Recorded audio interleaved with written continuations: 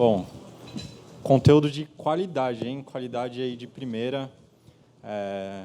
Vocês viram, é bastante importante que nós disseminemos, né, conteúdo educacional, porque o nosso meio, às vezes, é visto com um olho que não é o correto.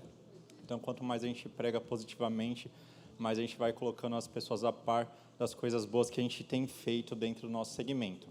Para dar continuidade, a gente vai ter um painel agora falando sobre antifraude, né, que é patrocinado pela B8 Safe, que é o sistema do grupo B8 para onboarding e KYC. E eu vou chamar para o palco o Edson Molina. Uma salva de palmas para o Edson. Ele é especialista em prevenção de fraudes no Omnibank. Obrigado, Edson. Por favor. Bruno de Oliveira, 19 anos de experiência em gestão de riscos, fraude, segurança e compliance. Ele é atual gerente de prevenção e combate a fraudes no grupo BIX. Obrigado, Bruno. E Pedro Abrão. Pedro é advogado especialista em direito empresarial. Parceiro nosso de longa data. Obrigado, Pedro, pela presença.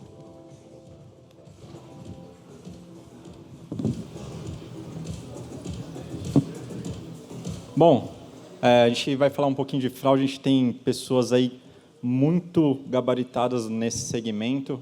Vou deixar aqui vocês se apresentem um pouco melhor, fale da atuação de vocês para o pessoal que está aqui prestigiando.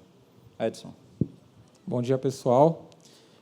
Como o próprio Dom comentou, eu sou especialista em prevenção a fraudes no Omnibanco.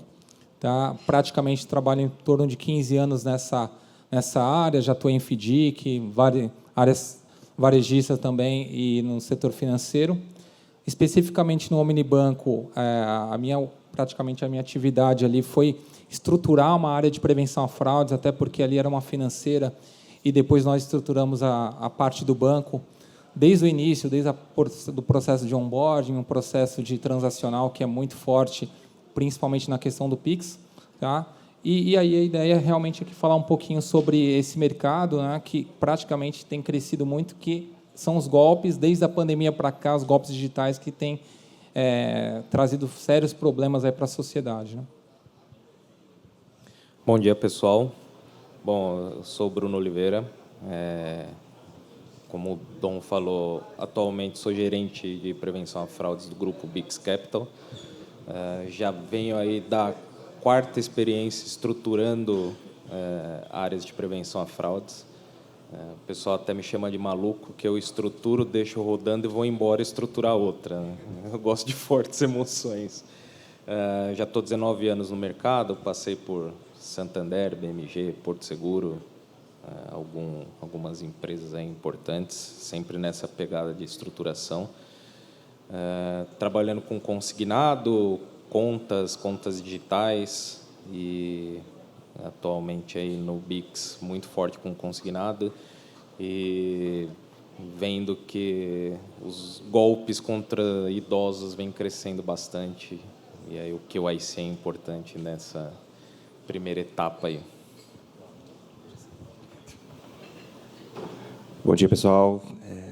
Meu nome é Pedro, eu sou advogado, especialista em direito empresarial, administração de empresas.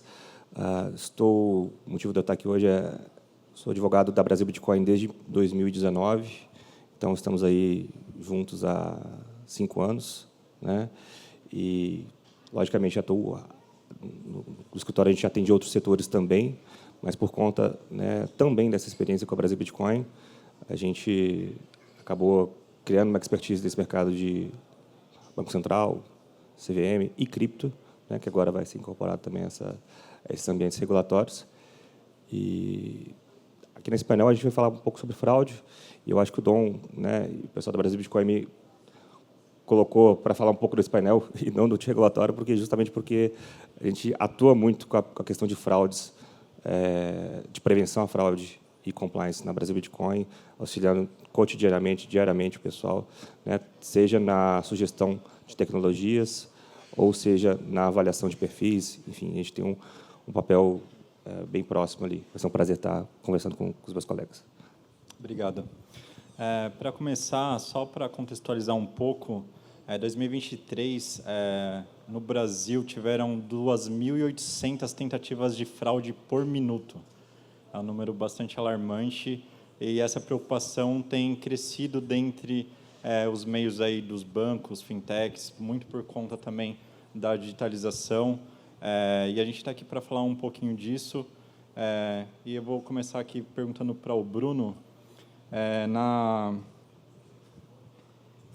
Nesse contexto atual de fraudes digitais, as empresas se preocupam muito com a monitoração das transações, mas é muito importante a verificação ali no onboarding, né, na entrada do cliente.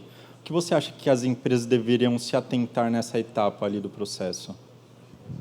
Bom, primeiro, eu sempre costumo falar que a etapa da verificação na entrada ela é proativa, né? Proativa. E muitas das vezes na etapa de verificação transacional ela já é reativa, né? Hoje evoluiu muito, né, por conta da digitalização. Você não tem mais ali o advento de atender a pessoa pessoalmente, ver, né, quem é ela. Até o rapaz que estava aqui anteriormente falou há 20, 30 anos nos bancos, né? E eu pensando, pô, eu já estou há 19 na área de prevenção. Então, eu passei por toda essa fase do processo físico migrando para o digital, né?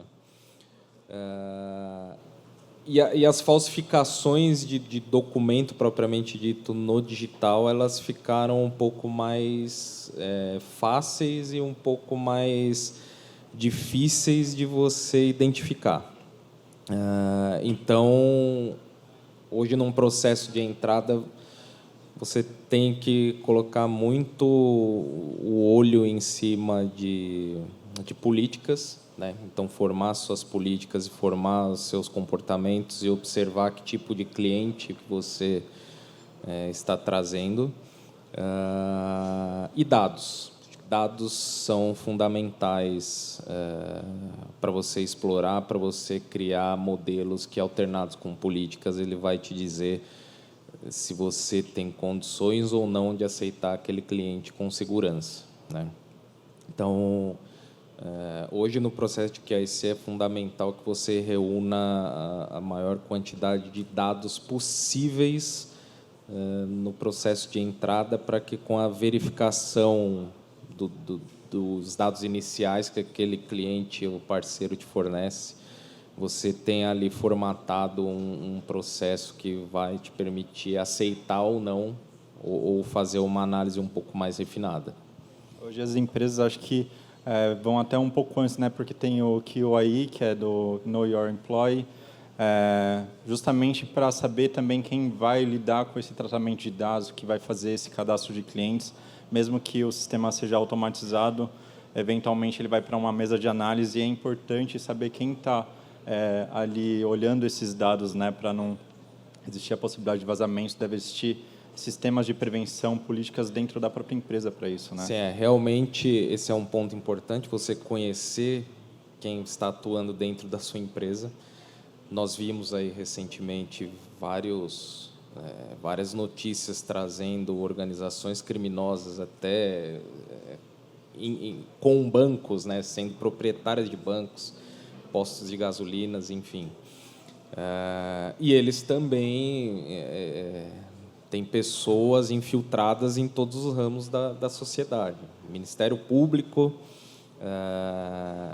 e eles têm insiders dentro das empresas, né? Então, são pessoas que eles preparam para o mercado de trabalho justamente para coletar informações para que eles possam trabalhar ou facilitar algumas entradas deles, né? Então, também é bom você tirar o mesmo processo que você faz com o cliente, você adaptar para o processo de contratação de funcionários e começar a checar muito bem quem está entrando no seu negócio, né?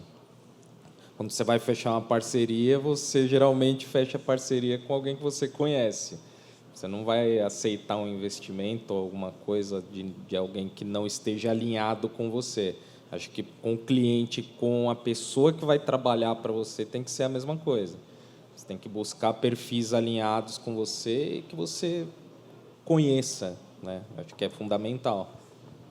Perfeito. Hoje o Pix ele é um dos meios de pagamentos mais utilizados aqui no Brasil.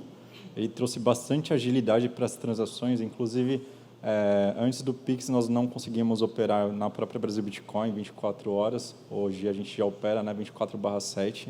Então o mercado ele não para. Mas com isso também vieram outros tipos de fraude, QR Code falso e outros mais. Edson, que as empresas elas podem fazer para garantir a segurança dessas transações? Então, Dom, o Pix ele trouxe uma série de vantagens para a sociedade, como você disse, até para o próprio negócio aqui. Só que do outro lado, houve várias oportunidades para os golpistas, né? A gente até algum tempo atrás, nós em prevenção a fraudes, nunca antes da implantação do Pix, já fazia em torno de uns 10 anos, não via falar mais de sequestro em São Paulo, principalmente. Com a implantação do Pix, cresceu assim exponencialmente, né, a questão desse crime, exatamente pela questão da facilidade das transações em menos de 10 segundos. E hoje, o que as casas, né, as instituições financeiras têm realizado para conseguir monitorar, né? Então, o importante, desde esse processo que o próprio Bruno trouxe do onboarding, né, colocar ferramentas ali robustas na camada de prevenção a fraudes para dificultar as ações de golpistas que consigam fazer essa abertura de contas nas instituições, mas é necessário também criar plataformas, ferramentas de monitoramento transacional para que a gente consiga identificar transações boas de suspeitas de fraudes. Então, dentro dessas plataformas de prevenção a fraudes, a gente consegue criar regras ali, ou até outros, vamos dizer assim, aplicar machine learning, inteligência artificial ali também para identificar transações suspeitas, né, fora do comportamento do cliente, para que a gente consiga, através desse processo, separar o joio do trigo. Então, aqueles bons clientes, a gente já sabe o comportamento deles, e aquelas transações suspeitas que fogem do perfil do nosso cliente, a gente consegue ali fazer alguma ação específica. O Banco Central também tem colocado uma série de ferramentas para nos auxiliar, né? Então, por exemplo, foi implementado recentemente bloqueio cautelar. Então, se você identifica uma transação suspeita que está chegando naquela conta, por exemplo, uma transação que vem de uma outra emissora, de uma financeira, por exemplo, e você identifica que aquela operação é suspeita, você consegue, durante 72 horas, reter aquela operação, analisar para verificar se, de fato, é uma transação que foge do perfil. Se aquela transação realmente for uma transação fraudulenta, é possível você fazer a repatriação daquele valor para outra casa. Tá? Então, é o tempo daquela vítima acionar a sua instituição, fazer a contestação, imediatamente a gente já recebe essa informação através de um outro mecanismo chamado MED, que é um mecanismo especial de devolução. Isso, num processo muito rápido, você faz a devolução desse valor. Então, o Pix ele traz uma série de vantagens de segurança para os clientes, mas, ao mesmo tempo, traz todas essas dificuldades, esses problemas com relação aos golpes, né? Então, ferramentas de monitoramento, uma boa equipe estruturada também, treinada para fazer a identificação dessas operações, né? Colocar fatores vamos dizer assim, fatores de autenticação, porque nem sempre a ferramenta vai conseguir identificar. Então, por exemplo, se eu conseguir implementar uma regra específica onde, se tem uma transação fora do perfil, implementar uma biometria facial, por exemplo, ou algum outro fator de autenticação, para que aquele cliente consiga receber aquela informação e confirmar se de fato é ele, é uma forma também que a gente tem bastante segurança aí para fluir aquela operação. Eu acho que o desafio, né, Edson, é a gente trazer a segurança com a melhor experiência possível para o cliente, né? Então, a gente tem que sempre aprimorar esses modelos de monitoramento, porque você realmente tem que pegar a transação ruim e deixar o cliente ser beneficiado com a boa, né? E o que o Edson comentou também é importante, a gente se preocupa muito com a transação que está saindo, mas é preciso olhar que entra, né? Então, acho que o KYC já é um ponto que vai evitar que você traga clientes ruins, né? Mas hoje a gente tem as contas laranjas subindo, né? E acho que em todos os setores, inclusive no Bitcoin. O Dr. Benchimol até disse aqui de uma fraude que eles triangularam e acabaram chegando num QIC da Rússia, né? E teve uma instituição que nós passamos por isso. Nós sofremos uma invasão de contas. O dinheiro saiu, foram pulverizando para várias contas, chegaram na compra de Bitcoin de um QIC da Rússia e acabou. Você não tem como repatriar. É muito difícil. E foi justamente num processo que iniciou numa transação entrando. Então, veio de outro banco para a transação fraudulenta, caiu na gente pulverizou. Então, é muito importante também você colocar processo de monitoramento do que entra, né? Tanto para prevenção à lavagem de dinheiro, quanto para prevenção a fraudes, porque nesse processo de entrada você também consegue identificar aquilo que, porventura, passou no QIC e que se tornou algo ruim dentro da sua operação, né? Então, é importante estar sempre antenado nos dois movimentos. O que sai, obviamente, chama mais atenção, porque é perda para a instituição, mas o que entra também pode trazer um prejuízo de imagem que aí é intangível, né? Exatamente, né? Fazendo só um comentário para complementar esse ponto, né, que os meus colegas de painel fizeram, eu acho que é importante também a gente treinar e deixar cada vez mais ajustada a essas tecnologias de detecção de fraudes e também o regramento entre as instituições envolvidas, porque, por exemplo, uma situação prática, um comportamento, a gente vai ver mais para frente, mas um comportamento muito comum de uma lavagem de dinheiro, por exemplo, é um usuário que ele deposita em moeda fiduciária, compra a criptomoeda e vai lá e transfere para outra wallet, normalmente uma wallet externa. Certo dia percorremos um caso que um sujeito fazia uma situação dessas e isso por exemplo, numa inteligência artificial que tem um machine learning, que tem ali seja de aprendizado supervisionado ou não, ele talvez categorizaria essa transação como uma transação de lavagem sugestiva de lavagem de dinheiro.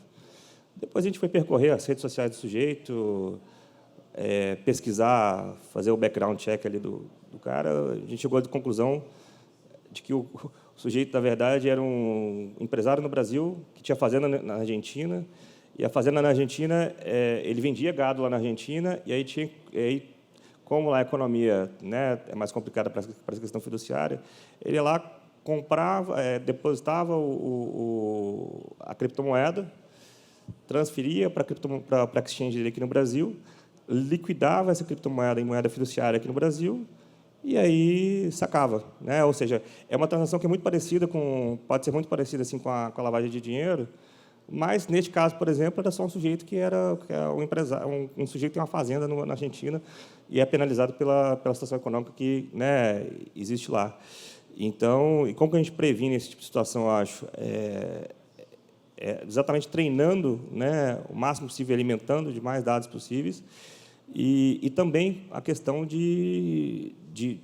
da responsabilidade, ter muito claro, assim, o combinado não sai caro, né? Então, assim, às vezes, quando chega uma solicitação, por exemplo, bloqueio cautelar, porque bloqueou aqui o valor dessa transação aqui relativa a esse sujeito. Às vezes, o sujeito pode estar de má fé, o próprio cliente. Às vezes a instituição financeira que solicitou isso não quer se responsabilizar. Então, as regras do jogo, eu acho que nesse ponto, nos ajustes entre as empresas envolvidas na operação, tem que estar mais claras possível também. Perfeito. Aproveitando esse tema sobre machine learning, desde 2023 cresceu muito a utilização de inteligência artificial, principalmente para deepfake, né? Que é nada mais nada menos que pessoas criadas por inteligência artificial para burlar justamente essa parte do onboarding, o cadastro ali na empresa se passando por algum outro. Como as empresas também podem usar, Pedro, a tecnologia para poder evitar esse tipo de situação, para reconhecer que ali não é uma pessoa real? Jonatas, elas não só podem, como devem. E aí, trazendo um pouco da parte de direito, conjugando aí com a questão de fraudes, existe um conceito no direito que é fortuito externo, fortuito interno. A partir do momento em que... Qual é a diferença entre caso fortuito externo e caso fortuito interno? Caso fortuito interno é aquela situação em que é um caso fortuito, é uma situação que, infelizmente, aconteceu, que talvez seria imprevisível, mas que, se a empresa adotasse os procedimentos necessários para evitar aquela fraude, evitar aquele tipo de situação, a empresa pode ser responsabilizada. Então, e aí que é muito válida e muito louvável essa iniciativa, né, da B8 Safe, por exemplo, que integra aí o ecossistema da B8, o Brasil Bitcoin hoje, que é exatamente ofertar esse tipo de tecnologia, né, para outros, porque existe hoje, não é uma possibilidade das empresas, é um dever das empresas fazer esse tipo de prevenção à fraude. E aí a gente tem no onboarding, no board a gente tem seja a questão de facilitar, otimizar a vida dos colaboradores da empresa.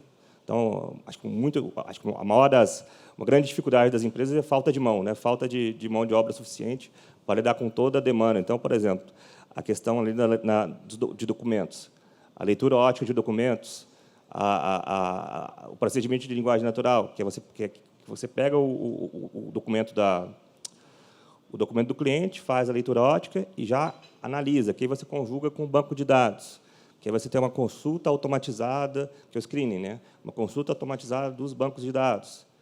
E aí, na questão que você disse, Dom, em relação aos deepfakes, que é realmente um desafio muito grande, porque o deepfake, na verdade, ele usa do deep learning, ali, que é uma sub-área ali da inteligência artificial, e pode criar ou uma mistura ou um mix de dados pessoais de uma pessoa real, ou ele pode justamente criar uma identidade sintética, uma pessoa que não existe, por exemplo, uma Magalu, da Magazine Luiza.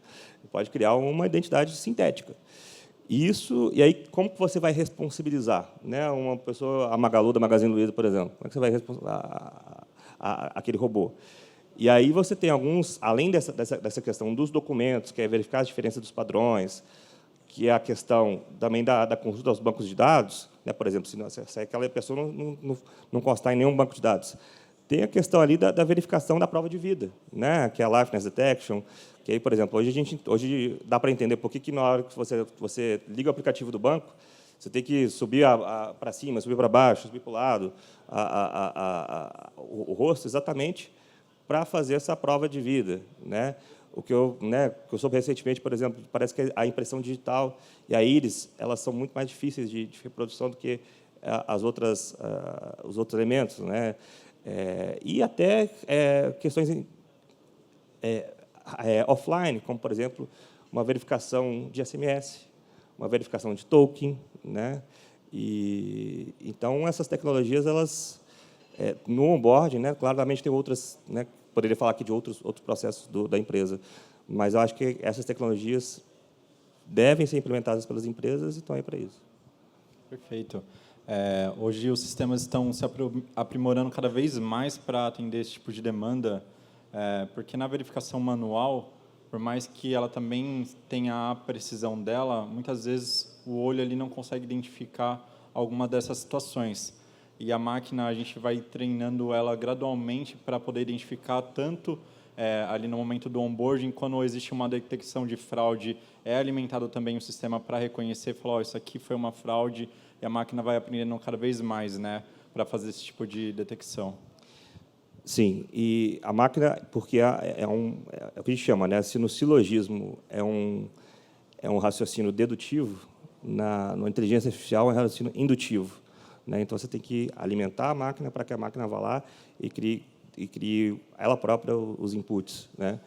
E uma questão que eu acho que é importante comentar também, não, é em relação à questão do monitoramento pós-onboarding, que é quando você tem uma categorização de clientes, que aí você pode fazer uma categorização tanto por aprendizado supervisionado, que quando você já coloca o que você quer categorizar, ou não supervisionado. Você deixa para a máquina ir lá e categorizar.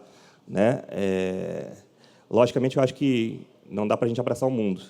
Então, tem que categorizar o cliente, o tipo de transação suspeita, primeiro, por bem jurídico que a gente quer tutelar. Então, assim, eu, pessoalmente, acho que uma situação de não declaração de renda, por exemplo, o sujeito falar não tem declarado do imposto de renda dele algum bem. É uma situação.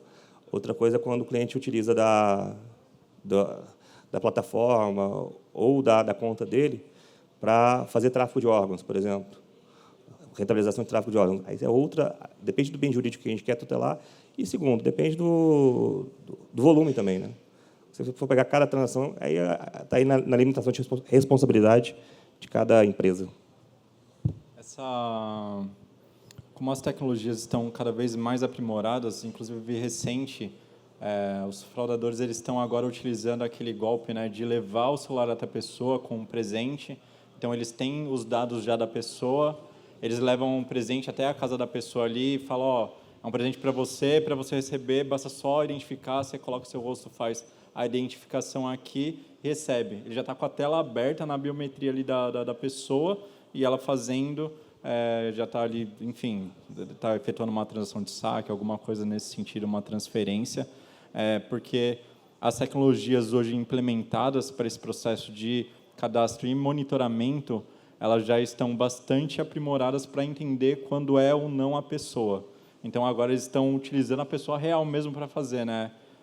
Por conta disso. Aproveitando já, estendendo um pouco aqui sobre a Machine Learning, que é esse aprimoramento da tecnologia para a identificação, quais padrões a empresa, Pedro, ela pode monitorar ali para poder garantir mais segurança, né? Porque ela vai fazer o cadastro, vai identificar o cliente, mas quais padrões comportamentais, né? Você falou um pouquinho, discorre um pouquinho mais sobre esse assunto. Tá. Eu acho que, na verdade, os padrões comportamentais, a gente tem que entender muito sobre dois temas, que é, primeiro, propósito transacional e fonte dos recursos. Por que eu digo isso? Porque, para a gente saber se aquela transação, por exemplo, uma transação que eu falei anteriormente, do sujeito que tinha fazenda na Argentina, tinha um propósito transacional. Ele estava fazendo aquilo por conta de A, B e C. Né, a justificativa legítima. O outro tipo a questão, que é além do propósito transacional, que é a fonte dos recursos, um tipo de fraude que acontece muito é quando, por exemplo, muitas das vezes acontece isso, é o cliente, pessoa jurídica, que junta uma declaração de faturamento particular do contador. A empresa faturou isso. Ou então, junta, uma coisa que eu já vi, tá? O sujeito encaminhou um balanço e o lado do ativo não correspondia com o do passivo do patrimônio líquido. Então, assim, aí é esse tipo de coisa que...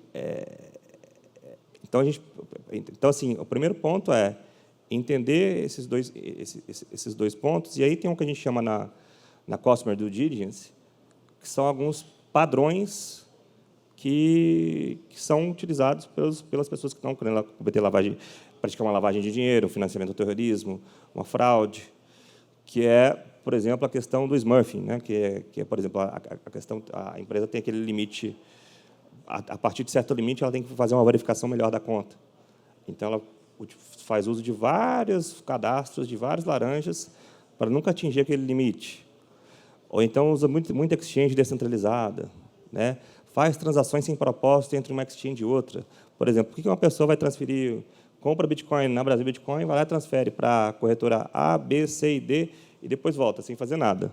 Aí cai naquela questão do propósito negocial.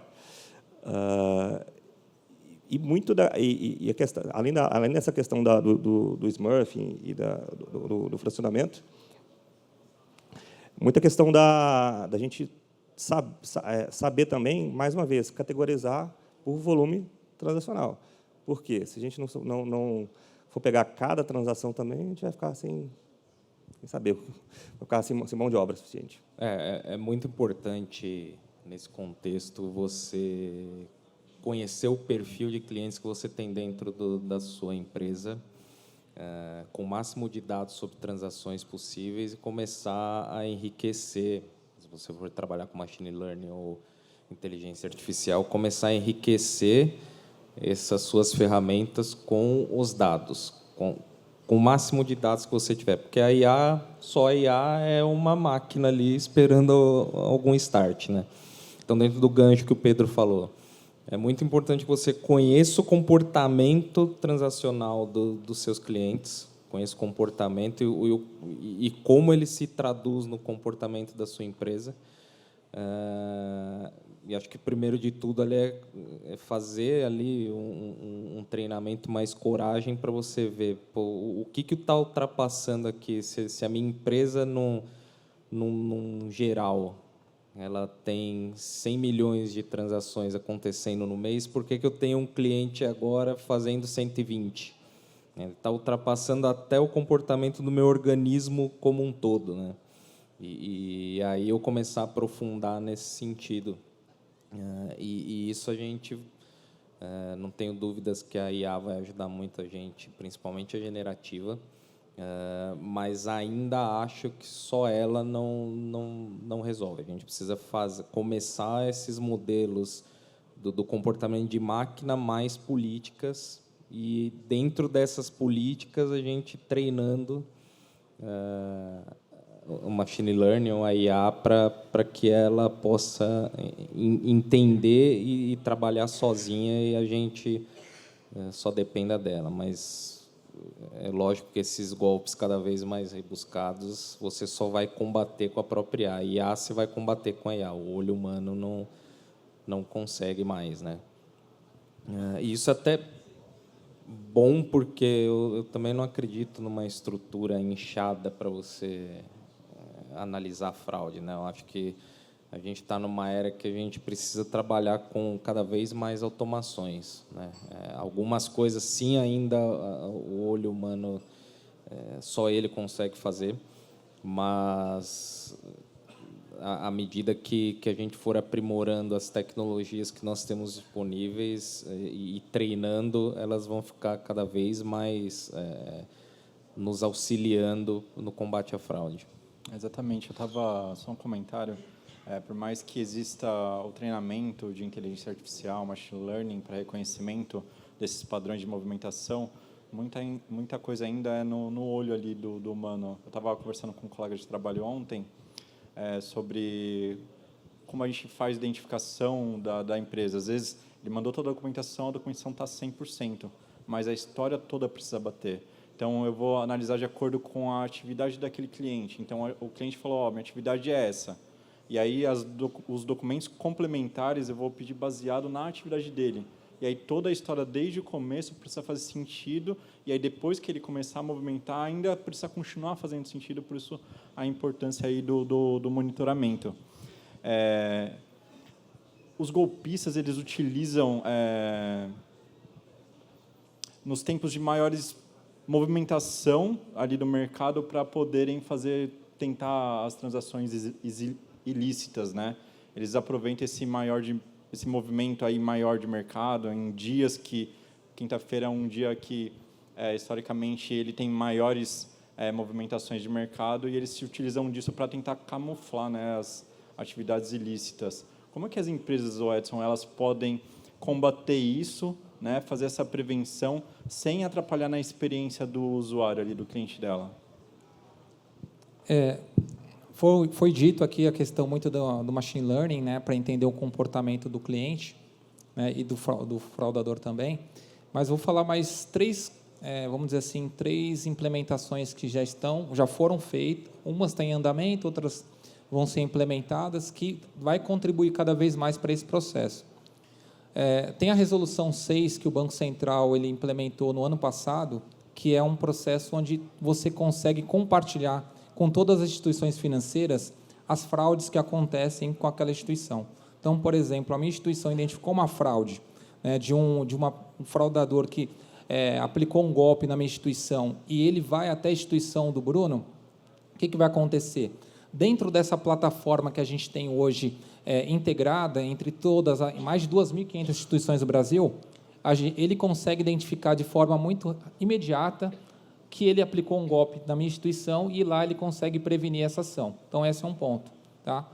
Tem uma outra instrução normativa que vai sair agora no dia 1º de novembro, que é a 491, que envolve a questão dos aparelhos, né? Dispositivos, tanto celulares, mas principalmente celular, né? Então, a gente tem acompanhado muito a questão de roubo de celulares, principalmente em São Paulo. Tá?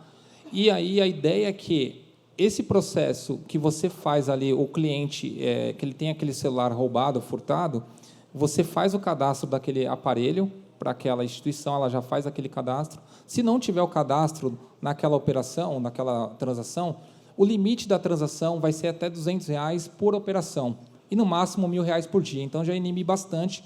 Tá? Um outro ponto importante é a questão da conscientização. Tá? Então, a gente tem feito um trabalho aí junto com as instituições financeiras, com a BBC, com o Banco Central, que é levar a conscientização para a população. Tá? Então, a gente tem aqui nosso processo de prevenção a fraudes, a nossa experiência, mas tem que levar isso para a população, para os nossos clientes, para a sociedade, e é isso que a gente tem feito desde o ano passado com relação a explicar quais são os principais golpes que o mercado tem sofrido. Você comentou um, tá? A gente tem inúmeros aqui para poder discorrer. Quanto mais a sociedade tiver informação, ela for conscientizada a respeito das fraudes, dos golpes, menos fraudes, menos situações de risco ele vai correr. Consequentemente, todos os investimentos que as instituições fazem de tecnologia, treinamento de funcionários, implementação de sistema, enfim, não vai adiantar nada se lá na ponta, que no caso que você comentou daquela pessoa que recebeu um presente, enfim, na casa dela, que foi fazer uma selfie ali, uma biometria para validar aquilo, está caindo num golpe. Então, se ele entender que aquilo trata-se de um golpe, por exemplo, ele, consequentemente, vai ter menos prejuízo e a instituição também. Né? E, consequentemente, até os processos legais estão acontecendo. Então, são ações que as instituições, junto com a sociedade, e principalmente aí vamos dizer assim, essa questão integrada entre as instituições financeiras, tem feito para tentar mitigar o máximo possível. A gente não consegue zerar as fraudes, é impossível. O Brasil aqui, tirando aí, acho que é o segundo maior do mundo, com maior tentativa de fraudes, os maiores hackeadores do mundo. Tá? Então, a gente tenta diminuir todo esse nível de fraudes, mas zerar praticamente é impossível. Só fazendo um comentário, e foi excelente essa colocação do Edson que ele fez sobre a questão do quanto que o Brasil é bom em fraude, vamos dizer assim. Você pega, por exemplo, você vai nos Estados Unidos, cartão de crédito, você assina o cartão. Imagina, por que aqui no Brasil é chip? Porque em ambiente onde tem mais fraudes, a tecnologia tem que ser uma tecnologia responsiva com relação a isso. Mas o comentário que eu queria fazer não era em relação a isso, não. Era em relação à questão da conscientização, que o Edson falou de forma muito importante. E aí eu faço um gancho no sentido de que a empresa ela é feita por processo e gente. Eu acho que essa questão da conscientização ela é muito da parte de gente. Mas a questão de processo, e aí conjugando com um pouco de tecnologia, a gente tem que lembrar que, às vezes, não só o cliente pode sofrer um golpe de engenharia social, mas a própria empresa pode sofrer um golpe de engenharia social. Então, por exemplo, tem um caso famoso de um cassino dos Estados Unidos que liberou uma grana, milhões de dólares para um fraudador. Por quê? O fraudador chegou lá, convenceu os funcionários daquele cassino de que deveria liberar o dinheiro daquela forma. E aí eu acho que a gente falou muito sobre inteligência artificial, mas uma tecnologia também que eu acho que veio aí para ajudar, auxiliar nisso aí também, e nessa questão de processo, é a própria questão da blockchain. Porque se a blockchain é um registro descentralizado, um registro distribuído, ela auxilia a deixar de forma transparente, impessoal e automatizado um processo. Então, por exemplo, na questão do cassino, o fraudador quer que libera dinheiro e tal. Ele pegou um cluster ali de funcionários, convenceu aquele cluster de funcionários que liberou aquele recurso. Se a empresa tivesse um procedimento operacional padrão, um POP, no qual ela faça a utilização de uma rede de blockchain, por exemplo, ela poderia ter evitado essa fraude através da utilização do POP junto a essa blockchain. Então, também é uma tecnologia que eu acho que vale a pena ressaltar. A organização como indústria é importante. Nós temos que ser competitivos no negócio quando a gente envolve todo o cenário comercial. É óbvio que a gente tem concorrência, enfim, mas a gente sempre fala que o sucesso da prevenção à fraude é não ter concorrente. Então, dentro de prevenção à fraude, a gente tem que trocar experiência, tem que trocar o que nós estamos fazendo, quais são as últimas tecnologias que nós estamos usando, quais os procedimentos e as boas práticas nós estamos adotando, e começar a se organizar como indústria. Por exemplo, a Resolução 6 é muito importante, né? A gente criou uma espécie de blockchain com informações de fraudadores e de fraude, né? Para que toda a indústria bancária possa ter acesso ali. E as outras indústrias, vamos dizer assim, precisam fazer o mesmo, né? Então, além da questão da conscientização, acho que precisa se falar mais, né? Você precisa conversar mais dentro das estruturas que cuidam de fraude e trocar mais experiências e ter mais comitês para discorrer sobre o assunto, porque, às vezes, alguém já faz alguma coisa que pode auxiliar num tipo de golpe que você está sofrendo, não sabe como tratar, como estancar, e essa engrenagem vai ficando um pouco mais certeira para a gente combater a fraude. Perfeito. As empresas, elas não se atentam, hoje, óbvio, a maioria já se atenta para essa área, mas algumas não se atentam até terem algum prejuízo financeiro, né? Até sofrerem alguma fraude que reflita ali num prejuízo financeiro. Para a gente encerrar aqui de forma bem resumida, qual dica vocês dariam para as empresas com relação à prevenção e ao combate a fraudes? Tirando o conectar a BirdSafe, que é o nosso sistema de onboarding, muito bom. Depois convido vocês a visitarem o nosso stand ali no cantinho.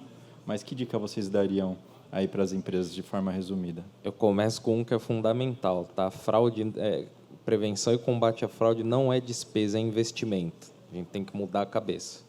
A gente tem muita cabeça como empresas que isso vai custar. Não, nós vamos investir X mil para a gente combater aí uma possível perda que pode ser muito superior a isso no futuro.